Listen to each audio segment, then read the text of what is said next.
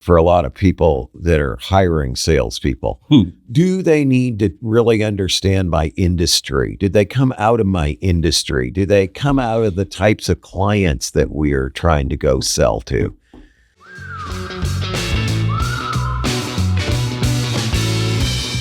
Back in the studio today. Hells yeah. It's another episode Of that big talk about small business. It's freaking awesome. .com.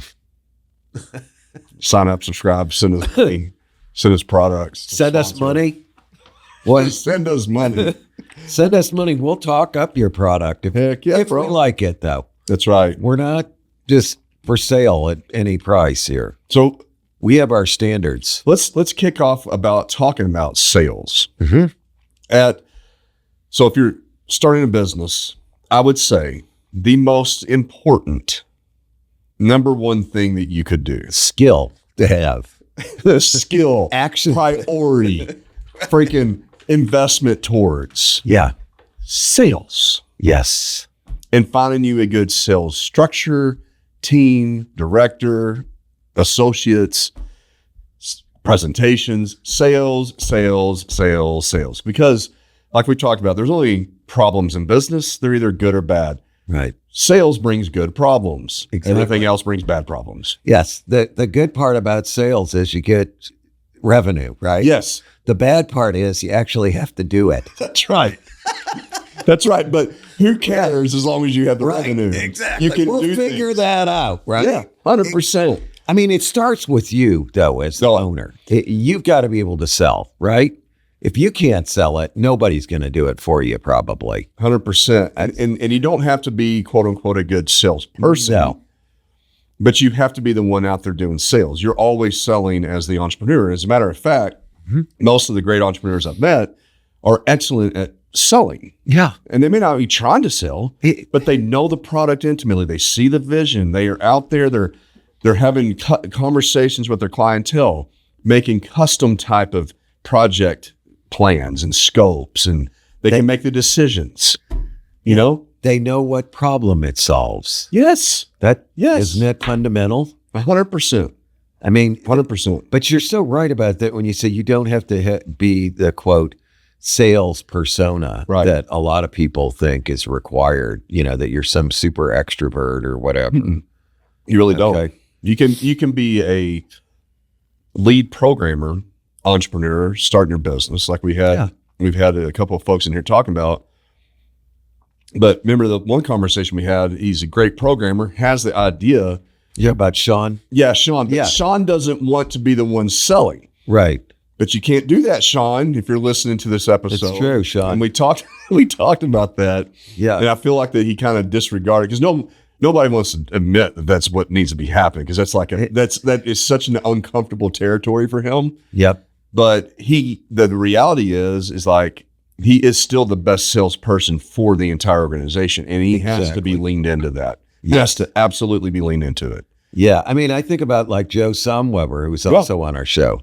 Joe is not your stereotypical salesperson, the glib, fast talker, extrovert. No, I mean, I think Joe's probably an introvert. Yeah. But he's solid. He's not full of bull. Okay. He's sincere. Yep. He understands what the problem is and how they're going to solve it. Yep. Selling, to me, is solving somebody's problem. 100%. It's not convincing them to do something they don't want to do. Right. I mean, especially when you look at like B2B sales. Yeah. I mean, maybe B2C sales, people make more impulsive purchases, right? But in a business, it's got a lot of impacts. The client needs to understand fully. They need to have confidence and have trust. It's a longer relationship. Yes, hopefully. Yeah, and it takes more for a business to get you procured into their system. And I mean, so there's a lot of upfront work, and so the decision's heavier. So they have to do a lot of diligence and all that. Yeah. But to have somebody like a Joe, that can sit across the table, answer all the questions, deep in the weeds, be completely credible. Yes. Build trust. Give the confidence that they're going to go through all this painstaking process as the buyer. Yeah. To get you in the system that you're going to have their back and fix problems. Yeah, exactly. Yeah, it's so true. So what are some of the things that you found just off the top of your head made you the most effective seller? Because you've always been a great seller. Okay. Yeah. I think that my personal experience, I would say the number one thing is, and this is a really hard one, not maybe in the beginning. Okay. If it's your first time, when I first started my first business, this was just a natural thing I did. And like it was exciting and exhilarating. It wasn't exhausting to me. Mm-hmm. And that's just being connected and meeting people. Sure. There's no such thing to me as a bad meeting, or a waste of time meeting, right? What I'm calling bad. Like every single person that I've ever met my entire life has kind of built this opportunity inertia. And it just keeps widening and widening and widening the older I get, right? You're so know people and you're so right on that. Yeah. Can I just jump in on that? Yeah. Because like last night and Monday and Tuesday, I had in my 3 classes, Wes Taylor, who's the president of NWA Steel, which is going to be like a $30 million company this year. It's great. From a $1 million company. It's fantastic. In 2013 or whenever. I mean, it's unbelievable. But, it's exactly what he said last night in my class. He goes, you know what? He goes, everybody out here, he goes, you all could be my client someday. 100%. Okay? You could be my biggest client. My business may depend on you. And it's that type of attitude of treating everybody with kindness, respect, giving them your attention that builds that goodwill of that thing that you just said, because we're all connected. 100%. And, especially when you start, again, talking about either a business that serves a local market, which a lot of our small business owners do, or a business that's focused on an industry, very tightly focused on one industry, because it might as well be local, even though they could be all over the world, right? Because everybody talks and everybody moves between all those organizations. There's nothing better than having a reference. When you go, if I met you and then I say, hey, and you mention, somebody's name, Donnie Hubbard or something, Donnie. Sure. And then I'm like, yeah, I know Donnie. And then I'll leave and then you run into Donnie and say, hey, I've been meeting with Eric. Right. What do you think about him? This is what you're going to say. Exactly. And Donnie's going to be like, dude, he's great. Been working with him for years. Totally solid. Yeah. And what he does is really, he does what he says he can do. Right. It's like, and God knows you just closed the deal. You just closed the deal. Right. But it's because I didn't screw Donnie. Exactly. But my point in the beginning is I showed up in places as much as possible to have the chance to even meet Donnie. Yeah. 5 years ago, 10 years ago. You're right. Yeah. And so, what I found is most effective. And so in the beginning, that's kind of easy, especially because you're just kind of ignorant, in entrepreneurship, you're naive about all the pains that are about to come unfolding across your entire existence of life, but you're excited. Well, you don't know everybody either yet. You don't know everything. You don't know everybody. You don't know what's going on. You don't know about sales and use tax reports that you got to do every quarter that piss you off and somebody's got to do. But anyway, and so I'm just running around excited to promote the product. But over time, I found that as business becomes more complex, like you start having to work on the stuff that you've sold. Sure. And you stop showing up. And so my point is, you can't stop showing up. You cannot. It has to stay at the highest priority. And I do that, I do it almost to a fault. Like this morning, I'm over at the coffee shop. I've been at the coffee shop since freaking 7:30 this morning. Yeah. And I probably have ran into 15 people. Oh, that coffee shop's unbelievable. And I've had 3 meetings. I don't go in there when I don't see somebody I know. Oh, 100%. I never. I'm always meeting there. I'm meeting with somebody that's looking for a job now. Has nothing to do with what I'm doing, right? Sure. But he's a good person in the community. I've known him for a long time. Trying to help him out. He's helping me out. I mean, it's all good. Yeah. Exactly. But I do that all the time. I do the same thing. And I can't go, this isn't worth it. I can never do that. Because you never know when it's going to come back to you. It always does. It does. Well, we're all connected. I mean, people can say whatever they want. You can call it karma. You can call it God. You can call it whatever you want. Yeah. Okay. But the fact is that we are all connected in ways we don't understand. 100%. And you put the good out there, and it comes back to you. You know, so what else though have you found? So you get out, you got to get yourself exposed. You got to show up. You got to show up. What else has been part of your success in selling, you think? I've been told I'm extremely persistent. Yeah.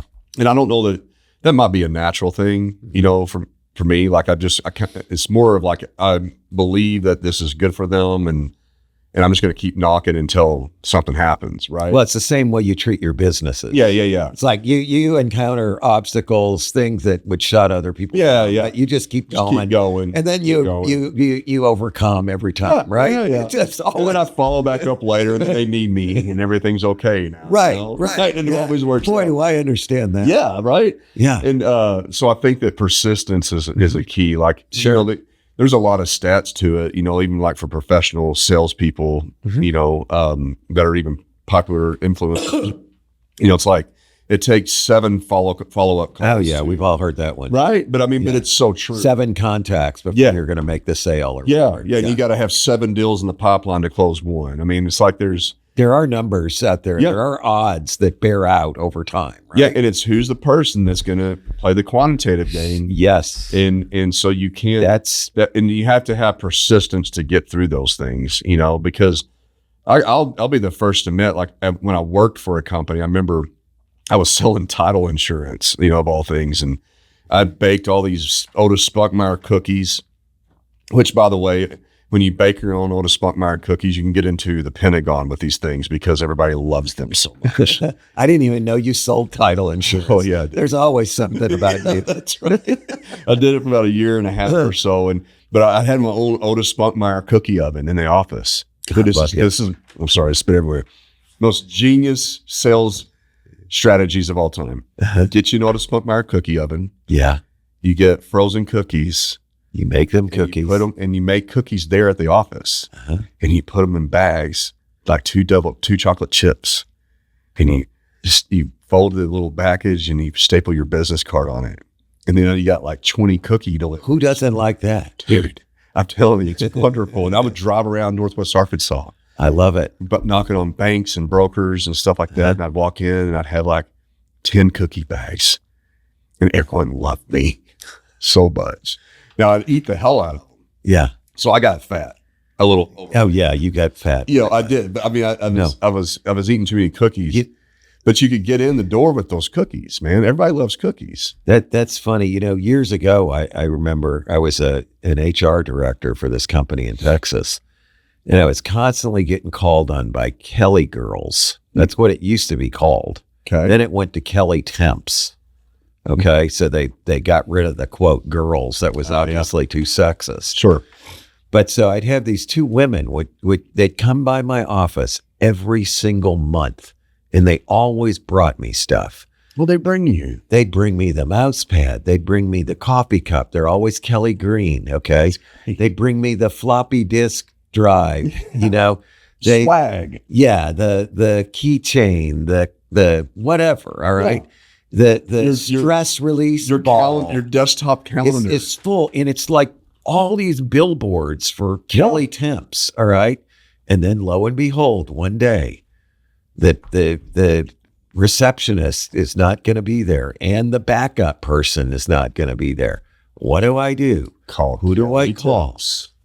Kelly temps. It works, man. It took them like, I don't know, 6, 7, 8, 9 months. Yeah. I was just every month. Persistence. Bring me that stuff. Showing up. And then they went. And then after that, every time I needed a temp, guess who I called? Kelly Temps. It works. It does work. It's amazing how many people don't understand that, but they give up. They go after that. Maybe they bring them the cookies once, and they don't get a call. And they're like, no, that bastard over there. I gave him cookies, and the guy didn't even thank me. Right. You know? Right. I'm not bringing you cookies anymore. You can't have that attitude. That's why you got to have a motive of just like, and I think like, number one, I would say people don't do that as much because they want an easier path. They want a one-to-many. Yeah. It's like they're going to the casino. What are my odds if I can send an email to 1,000 people and 2 of them respond? That was easy for me, and now I just go after those versus putting a box full of cookies and driving down the road. No kidding. and walking Pressing the flesh, huh? Yeah, that's right. And I mean, my point earlier was like, I admit, like there'd be times I made all those daggum cookies. Yeah. And I remember this happening a couple of times. And nothing happened. Well, I'd make them and I have them in my back seat, right? And I pull up to the bank and I go, they don't want any cookies today. Oh, yeah.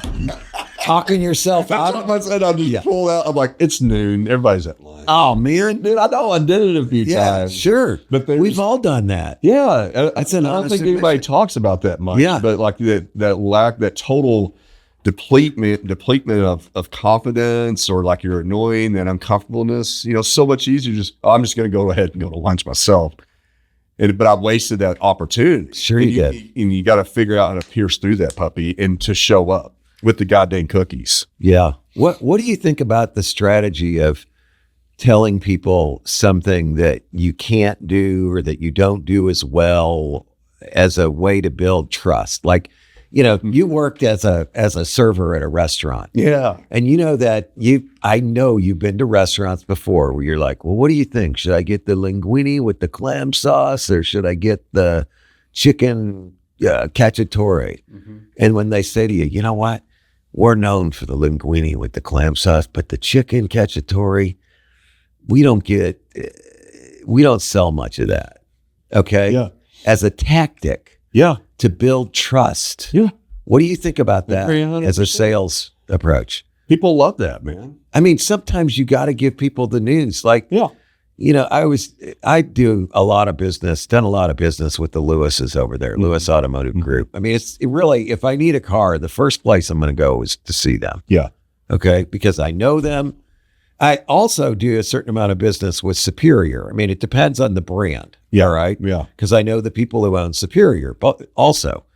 But I think back, and I've had good experiences with both of them, but I think back on times when I've said to Matt, like, what do you think about this vehicle or this kind of a deal? And he's like, no, you don't want that. Okay. Yeah. That's not what you're like, thank you. He never BS's me. Yeah. So that's where, I mean, it just immediately builds trust when you can give people, like, it would be to his best interest to sell that. Sure. Or the same thing I get out of my real estate broker, Dale Carlton. I've done, 150, 200 transactions with, whatever. I mean, there's been times when he's like, no, side idea. You could have made a 6-figure commission on that. And you're like, no, you don't want that. Well, I respect that so much. I think that it's a lot of this is like, again, going back to the entrepreneur, starting up a business. You know that you are your greatest salesperson, and you need to be focused on that. Mm-hmm. Right? You might be a product engineer, but you've got to be thinking, how do I go market and how do I sell this thing? Yeah. And then you got to show up. You got to be persistent, like things we talked about. But I think that there's a core piece here to what you're talking about, that your ambition is not about money. Right. Your ambition is to contribute value yes. to the market and to build the trust and relationships with people. Yes. And the money is a byproduct. It is. If you do those things, that's it. You show up, and you build that trust, you solve the problem, then the money comes. 100%. We got a good case in point is right now at podcast videos, we got a great opportunity. Mm-hmm. Can't go into it much. Decent amount of work, right? Sure. Good revenue.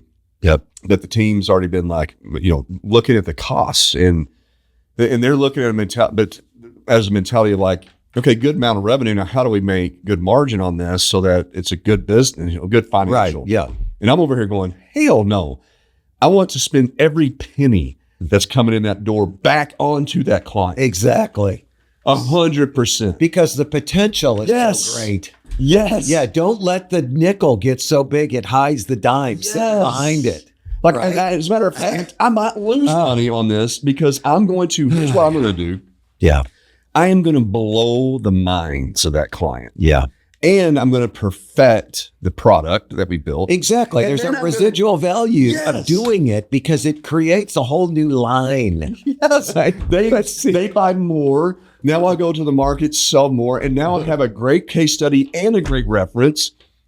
The money's going to come, man. Why do we see that, though? And our people don't always see that. I've always hated to give up any revenue. Okay. Yeah. It's always been my attitude. I don't want to give up any revenue. I want to figure out how to do it. And I want to fit. And as you said, it's a model. This is a model for how we can go forward. Yes. And people that haven't been in business a long time don't understand.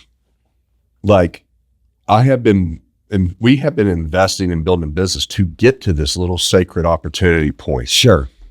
There is so much equity in the company, in time, in human capital, to get this little opportunity, and you're going to potentially turn that away because it's not profitable. Because you're pitching pennies, right? Have we all lost our God-saying minds? Yeah. Because opportunities do not come very often. Well, the other thing, I know we've said this before, and I'm sorry to be repetitive, but people don't understand the idea of spreading your overhead cost out over a larger base. Mm-hmm. They don't realize. So let's just say you did that and you spent every dime you made on it to do it. All right. Mm-hmm. It's still covered overhead. Yeah. That then means that everything else you do is more profitable because you're paying the expense of some of those people and facilities and all is charged to this thing over here that, quote, doesn't make money, right? Well, let's use a really good example. Big talk about small business does not make us money. No, the company of podcast videos money. Doesn't make you and I money either. No, it makes no money. It costs people money. But there was the reason I wanted to invest in this from podcast videos because it helps our team work.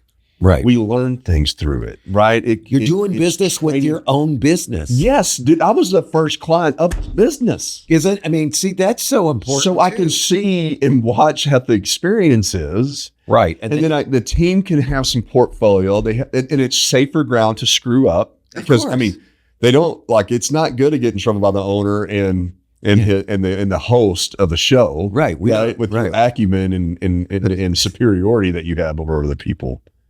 But no one wants to be in trouble from you. What the hell is that? That was just me talking smack.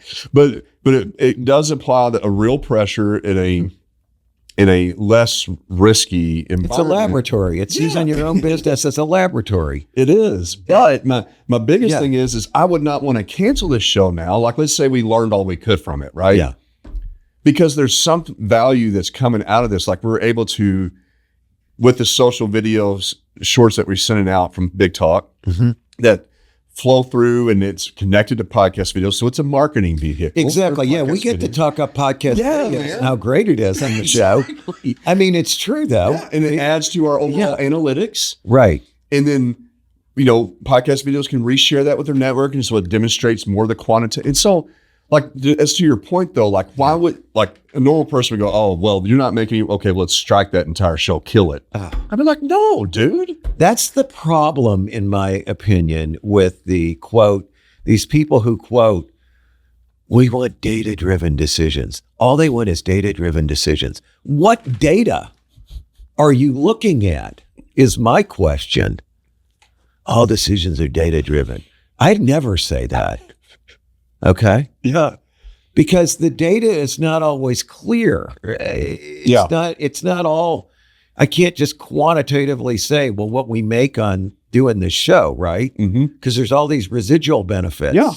It's not easy. It's always been the problem with marketing in general. Yeah. Yeah. It's that's why everybody loves online marketing. We can see how many hits we get and freaking how long they spend on our site and how much shit they buy. But at the kernel, nobody really knows why people clicked and engaged. Exactly. But we know that one did it. But why? Let's reproduce it. Doesn't work. Yeah. There's some sort of there's something else there we're not measuring, right? There's a connection. Data. There's a relation. Yes. On that video or that content that went out that people related to. Yeah. And therefore they liked it. Yeah. And they shared it. Yeah. And they commented and engaged with it. But if you try to, if you but that was accidental in a lot of times, or it was just built upon something. It's because you had an opinion or a perspective, or exactly. You contributed to the entire platform. To the body of knowledge, or to the it's insight. It's the same thing when you're doing sales around your network. You're in human to human, people want that. Sure, and it still happens at the biggest companies. There's two things I want to bring up about selling that I think are important. I think one is you do have to have the right list and know who you're calling on. Yeah, sure. And a lot of people don't ever bother to do that out of the box. I got something big to say about that, though. Okay, go. Are you waiting? Yeah, no. Wait, can you say it? This is big talk. So it is big talk. My thing about that is, yes, you should, as an entrepreneur, have a direction of your target audience. Yeah, exactly. Who your target customer is. But you better be damn ready to flip on a dime. Things come in across the transom. Yes. And your job is to say, this seems like the most probable audience and the people I want to go connect with. When I start talking to people, though, I need to go in and listen and say, okay, I went after the CMO at company to introduce my product and my service. It really wasn't the right person to call on. The HR department had more interest. Yeah. So go to the HR department. Oh, and next thing you know, the point of the sales is to discover your right audience. And you're absolutely right. And have some comfort. It might take a year. It might take 5 years. Yeah. No question about it. Right. But not everything is new, and you're not always discovering. I mean, some people are out there selling stuff that there's a very clear path of who the decision maker is, right? Yeah. But you're right. I mean, that's fair. You can't be so fixed that, that you can't be fleet and move. But I just see a lot of people, they never bother to define who their ideal target customer is, and maybe their secondary targets. And then they never try to build a list. They go, like, what's a reasonable geographic reach for this business? Right. You know what I mean? Yeah. It's everybody who could hire us or influence the decision to hire us, who's not even the ultimate decision maker. And so if you cast, the net and you get that defined, then you can do the stuff. The other thing I just wanted to bring up that I think is important, and I know you understand this, you wouldn't have been successful. You call on people even when you're not trying to sell them anything, even when they have no need at all, because you just show an interest in them as a humanity of life, fellow human. Yes.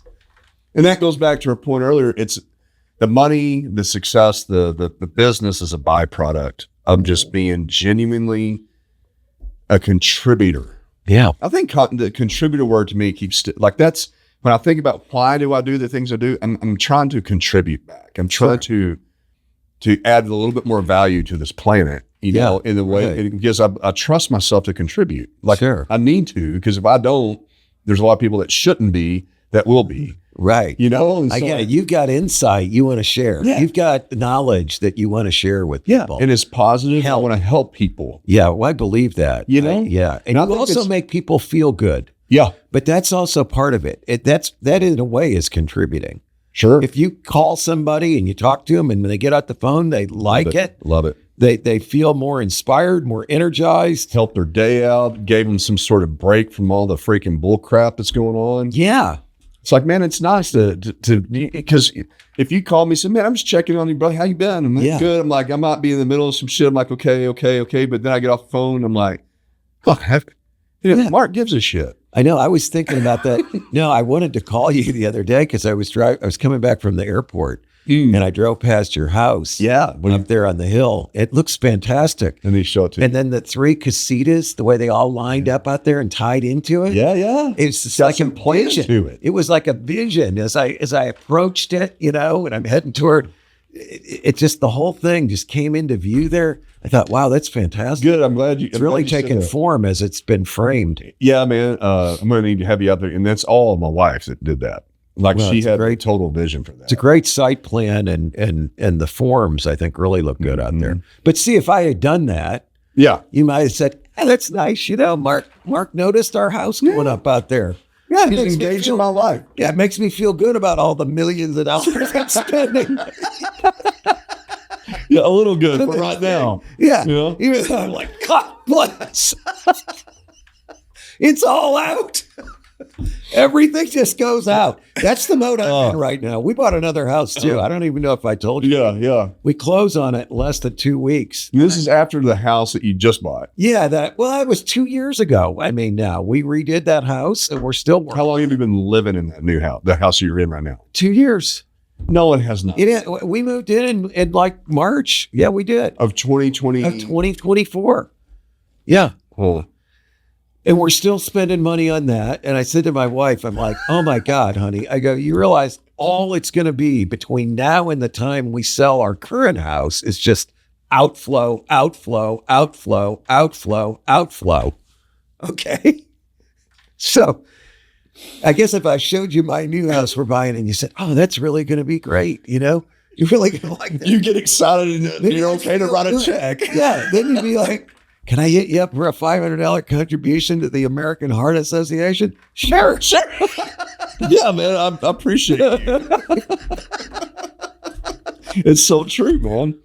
You have to be that contributor, that relational person, because it is relations, man. Yeah. And I'll be honest with you, like speaking of that, my experience in business, when I look back about what has been the most rewarding, gratifying, after all the crap that comes with running your business, what I love and what I appreciate is knowing the amount of people that I've gotten to know. Oh, it's yeah. the team. It's looking back. Absolutely. It's looking back at White Spider in the early days when we were freaking grinding and everything was seemed like doom and gloom, and but the team's working really hard, and we came together as a team and fixed some things and got through some challenges together. That is why everything is worth it, right? That's why we all love these sports movies where people overcome these obstacles. Yes. Or the coach comes into the team, it's a complete disaster. We all love those things. Yes. They're all like the worst players, and suddenly they're the, by just a little bit of perseverance. Yeah. They kill it, Yeah, or the people who just get turned down over and over and over, the performers, and then suddenly they break through. Those are some of the most rewarding things. It's overcoming. It's building. Yeah. It's creating and contributing, and I think that's like with that attitude. So now when I look at it, like I literally in my brain, and I'm just being, reflecting here, because I don't necessarily have to go out and meet a lot of people right now. I don't have to, there's a lot of work I should be doing. I'm constantly battling my time. That stuff's coming to you. It's just constant, this turmoil, but I still go meet specifically with people that don't have any contribution back towards me or a sale. You want to say that I'm not in a sales meeting. I go meet with them because it gives value to everything. Of course. I do the exact same thing. Okay? Yeah, you do. I'm not trying to sell anything, but I mean, if you look at my coffee, lunch, breakfast call schedule with people. You meet with a lot of students. Sure, I do. I mean, the majority of them aren't going to do me any good necessarily, but that's not the point. Mm-hmm. You're so right. So I guess if there's any moral to all this story, aside from some of the things that we've talked about of getting out there, hitting the numbers, providing value, being helpful, building trust, all those things. I think that somehow this, I'm not selfish and short-term oriented, has to be part of the success formula for salespeople. That's right. I don't think it has necessarily almost anything to do with it. Now, what I would say, it starts coming into play as you're growing. Mm-hmm. And this kind of makes me go into the other topic about, okay, what about hiring a salesperson? Okay, what about it? Because it comes at some point, again, the quantitative game, right? You need somebody that's, you need to divide and conquer, or to scale and multiply. You got to bring on more sales people. Right. And I would say to an entrepreneur, that's the most difficult role in the world, to find a great contributor with you, because you got so many things against you. Number one, salespeople in general are really great at interviews. That's what I was going to say. That was my first thought. They are good at selling themselves into the job. So much. Always. Always are. I mean, they follow up. Yeah. They put on their best. They show up. They smile. They buy your coffee for you. You're so right about that. They're doing all those things, man. That's what they're the best at. Hell yeah, and they should be. Yeah. Yeah. But it's was my exact thought. But the thing I've experienced a lot of times is just because a great interview doesn't mean they're going to be a great person. And so you go through a few of those and you're like, what, really trying to find that person that you can entrust is going to come into the business and their number one job. And it's so funny to me. Salespeople don't think about this, but they are literally the ones carrying the weight of the payroll. Sure. A good salesperson has a deep yes, they feel that shit, man. You know what I'm saying? Yeah, this is a serious job. Yeah. It is the most serious job in this company. Yeah. And a lot of time, and I think in general, the society and culturally, a lot of the salespeople don't even see that. Yeah. Like they don't even think of, I'm like, and I kind of beat it into them like, hey, that everybody here is depending. Yeah, exactly. So you want them to feel the heat. Oh, I do, because I don't want them to pull up with a box of cookies and look at the door and say, oh, nobody wants to talk to me. Right. Because it's a selfish thing. But you're like, you're, and by the way, you need to be making about 10 times what you're getting paid. Yeah. So if your base, no kidding. If your base is at 60,000, you're getting 10% commission. That means you need to be bringing in what would that be? Well, it depends on what the margins are for the business. Well, right? sure. Yeah. Yeah. But you need to be bringing in about $40,000 a month in new business. Yeah. For you to make There's sense. always a ratio there. I used to do this with the architects and engineers. I'm like, okay, we got $150,000 full-time BD person. They got to bring in $3 million worth of work. Don't tell me they brought in $1 million worth of work. That's not good enough. And if you're not careful as an entrepreneur, you're just like happy to get $1 million, but it's like, wait a minute, these numbers are going to continue. It's not going to work. Yeah. No. And then you get a salesperson that thinks they're doing really good because they close the deal. Well, great for job for closing the deal. But hate to be the one that tells you this. You need to be that's your job. Hey, that's your start of your job. You need to be about 10 times what you just did. Yeah. They have to be, and I'd say the other thing is like why the entrepreneur makes the best salesperson is because they can see the vision, they can see the problem, they know why they went in business. They understand. Yeah. A good salesperson has to get in line with that. See, this is always a debate, I think, for a lot of people that are hiring salespeople. Do they need to really understand my industry? Did they come out of my industry? Do they come out of the types of clients that we are trying to go sell to? My experience is that even though they've got to have these other characteristics, I don't minimize that because I think there's so much easier for them to identify with the customer when they can say, I've been over there and you're side of the table. I went through the same thing. That's why I'm over here now doing what I do is so I can help people like you. Because I come from that world. It's like, it's the same thing, selling motorcycles. It's like, I don't want to have anybody out there selling our motorcycles at Janus if they're not a motorcycle person. Now, we could go hire salespeople all day long, but if they don't really understand what makes our bike unique, they can't just be even a Janus person. Right. They've got to have a broader perspective. Know what a Harley, Jens, Indy, all these different brands. Why we've got the unique value proposition that nobody else has, that they would not have if they weren't familiar with that. They could be a really friendly person. They can follow up. They can answer the phone. They can do all that stuff, but they've got to at least have that too, I think, to ultimately be successful. And I would say like, okay, what you're talking about is like, that's a really hard person to find. Oh, that's a super hard person. Yeah. They're already in business for themselves. What I've been doing. Yeah, right. Yeah, most likely. Or they're my competitor. Right, exactly. But, when I look at this, like what I've been doing is in a small business. So I'm talking about small startup business. Yeah. Which is much different than a Walmart or a JB Hunt that can afford. They can get real professionals. $500,000 professionals. It's still them from, the Johnson & Johnson, Procter & Gamble. That's a different, you shouldn't be listening to the show. That's big talk about big business. That's right. That's another. Or it'd be a little talk about a big business, because we know that little. But what I've done is in the small business world is I've looked at sales more as a box or as a departmental thing. Mm-hmm. And I meet people and I'm like, they would be good at prospecting. Yeah. Oh, you're right. You divide up the process. Yes. Totally different deal there. Because what you're talking about is a closer. They're the initiators. That doesn't take the same skill set. Yeah. That takes the hitting the numbers. That's it. Yeah. Get on LinkedIn. Get on LinkedIn and hit more people up. Yeah. And I tell them what the audience is, right? And I've done that job. Mechanics. Yeah. And I mean, they're kind of like training to be in sales, And no, you're right. Because what I found is what I've lied to myself as a business owner. I'm an entrepreneur and I'm just playing so many cards. Man, I'm tired or whatever, and I need to focus over here or do this. I got these other problems. I'm like, man, somebody, and in my brain, I'm like, this is the easiest damn thing in the world to sell. Like I can walk into a client meeting and I don't even show a presentation. I just talk to them and I'm like, what's your problem? Oh, well, here's my solution for that. Yeah.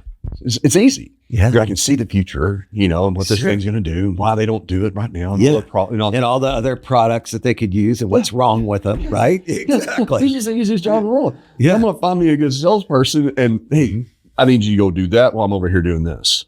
And I find out real quickly, I'm like, wait a minute.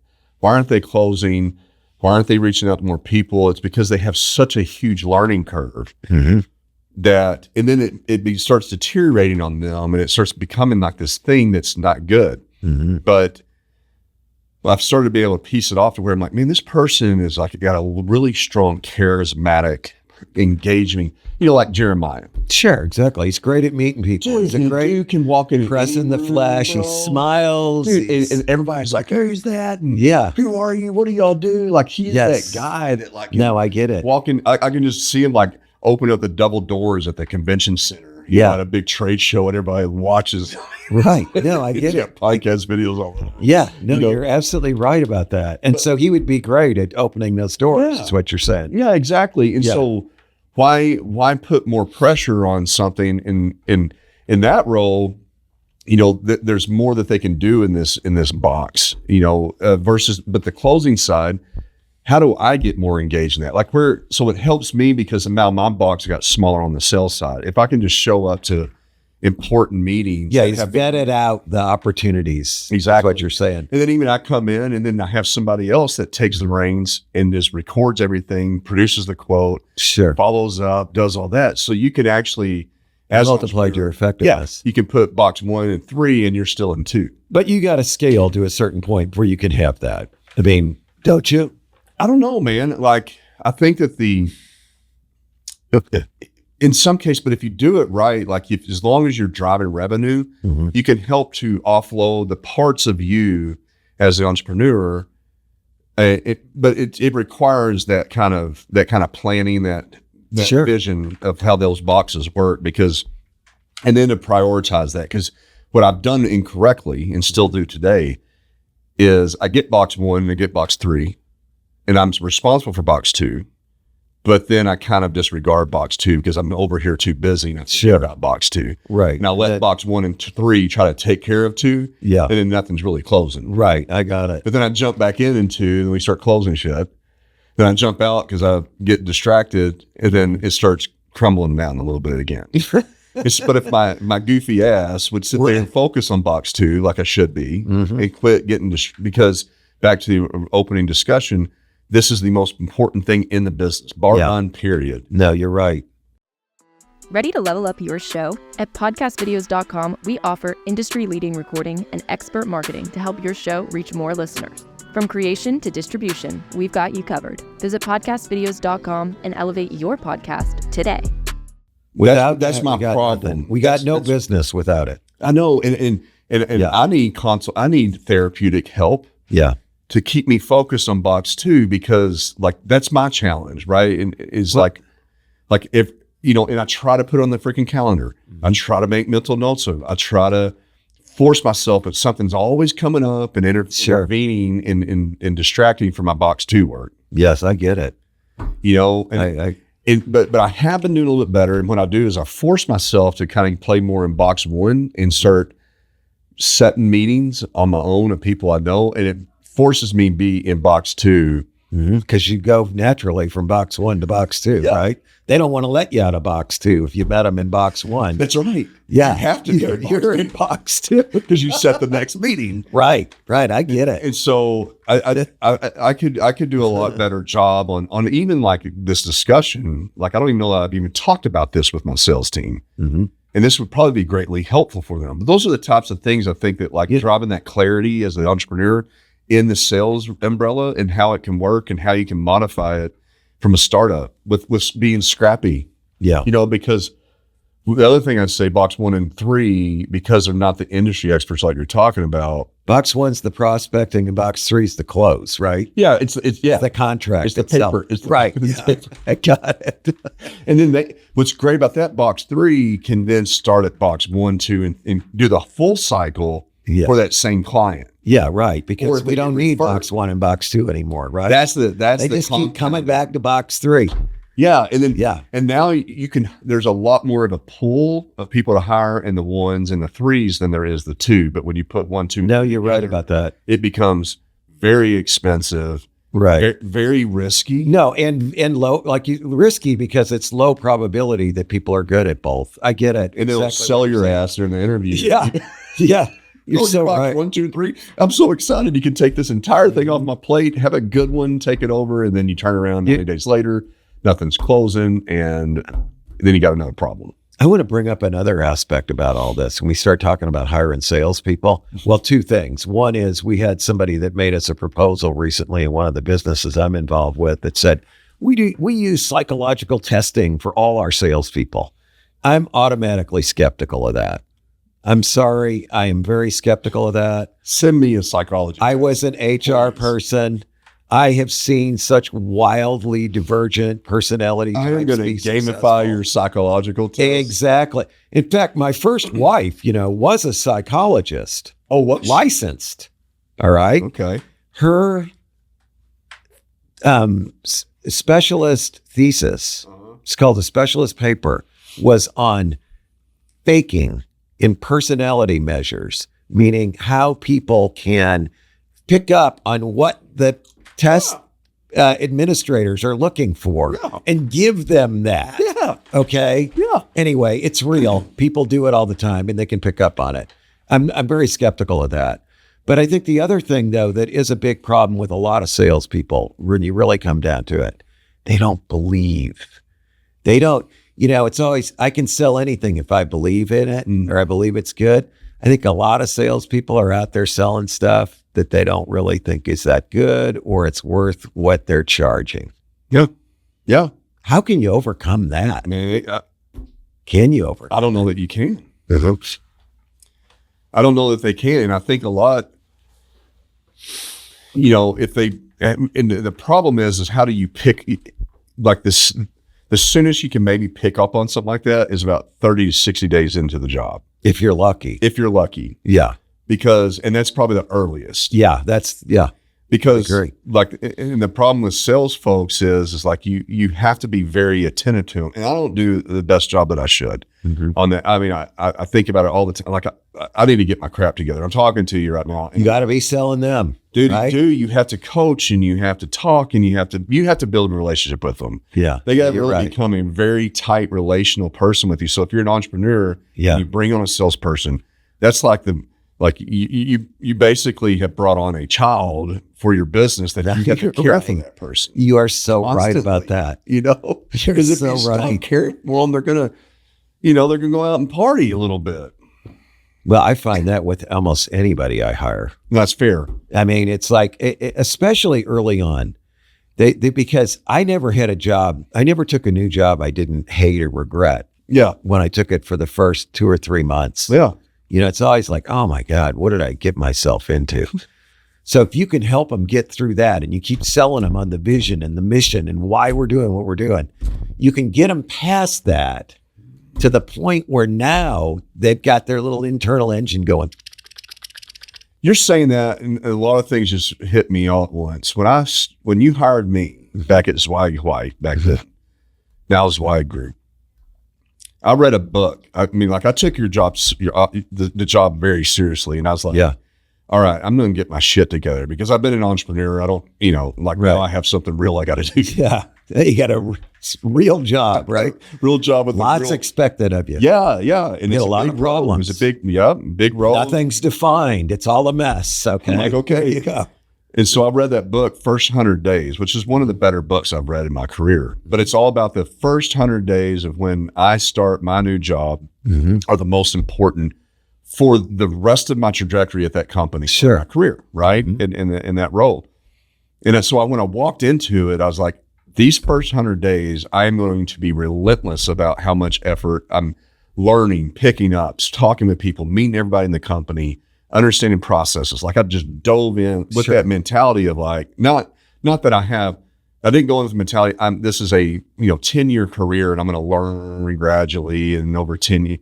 Yeah. No, first 100 freaking days. Yeah. Well, you're impatient. Yeah. And you are a natural business owner, entrepreneur. Yeah. Okay. It's like this. So you're approaching the job in the same way. Yeah, exactly. No wonder you're successful. Yeah. Though, right? Yeah. But not everybody's like that, unfortunately. That's fair. But what you just said though is like, I need to reverse this and I need to have mentality. When I hire somebody. Yes. You've got your first 100 days worth of work. That's correct. To sell them. To coach them, to ingrain them, to give them that vision. And I have never really done that. Yeah. And I learned a lot just now. Well, I always learn from these calls. You know something we're doing at Janus right now, which I think is really good. And I have to say, I insisted on it. So I'm going to take a little bit of credit. Every sale that we get of a motorcycle, we send out an email to all employees that says, we just sold a bike to Joe Blow. He's this old. He lives here. He's been following us for 3 years. He met Bob at the blankety blank. Okay. That's he was thinking about buying this, but he ended up buying this, and this is the way he set it up, and this is how much he spent on it. Love it. And the whole point of it is to get everybody in the company to understand these are the people we are making happy. These are the people who decided to go ahead. If they call, treat them like you know something about them, right? And it helps you understand why we're doing what we're doing. It connects you with your customer, the person paying your payroll. Yeah, somebody, maybe all they do is sit there and put parts in boxes and send them off all day. Yeah. And they never talk to the customer. Or they screw something onto a bike all day, right? They never talk to the customer. But let's get them connected. Let's get everybody sold. Let's get everybody in line with what we're doing here and see how we make people happy and learn about how they made their decision, even if they're not salespeople. Everything we talked about today in that last statement is everything's about connecting with other people, customers, internal team, entrepreneur with your team with your entrepreneur. It's just all one big connection, the human connection. Yes, it is. And if you're focused on that, and if the more I focus, like it actually, Mark, I mean, real quick, I know we got to go, but when and we talked about how do I disengage or how do I reduce my stress level? If I'm in the middle of chaos and everything's hitting, everything sucks. Sure. Which happens. There's all this shit you don't want to do. Yes. Forms to fill out. God, like, God, so much. It's just answering the same question that it's the 10,000th freaking time. All this frustration. When literally what I have found that gets me to a state of get out of that, getting positive again, is when I become grateful and I think about the human connections that I make. Yeah. When I walk into this building, and if I literally stop outside the building and I take a couple breaths, I'm like, I'm about to go see Brooke Galligan, who I've worked with for 15 years. Sure. Brooke Flowers, who's out there just, doing her best to do X, Y, and Z. Bob, who's in here, who's caring so much about the company. Ash, all these people. And now I walk in, it's a whole, man, I'm rejuvenated. I feel good. And that connection, but these are the people I spend a lot of time with and that I'm building something with like that. There's the community, dude, that's the community building. Of why we're doing what we're doing. Yeah. And I'm not trying to be peace out hippie about it. No, I know. It's the truth. No, you're right. I mean, again, I hate to keep selling you, but that's what That's a big part about what makes you unique and successful is you get that. But you do that. You have a like you positive showed me how to do that connection thing. Like you would walk in. No, man. I don't know about that. No, you've always cared about people. Like when I took that first 100 days, I noticed that real quick because like you put expectations on folks, but you genuinely care about their well-being. You know, and I learned a lot from being around you about that. Because before that, I didn't care about humans. No, come on. No, but I mean, but you did show me a lot with that. Well, thanks. I appreciate that. But you've been a master of it, and it's a big part of your success. And I always say, whenever I get together with you, and I think other people, I've said this about you to other people, it's like, get together with Eric, you always leave feeling better than you did when you got there. That I do too. You know, that's a great, that helps you sell. Okay. I don't care what anybody says. So let's just hang out, man. Yeah, let's do, man. Feel good about Maybe we'll sell something. Maybe somebody will finally freaking come along. Sponsor this Sponsor this show. We will be relentless in hawking your stuff. All right. Well, we got to wrap it up, buddy. We got to get on with the rest of the day here. It's been great talking with you as always. Yes, sir. This has been another fantastic episode of that Big Talk about small business.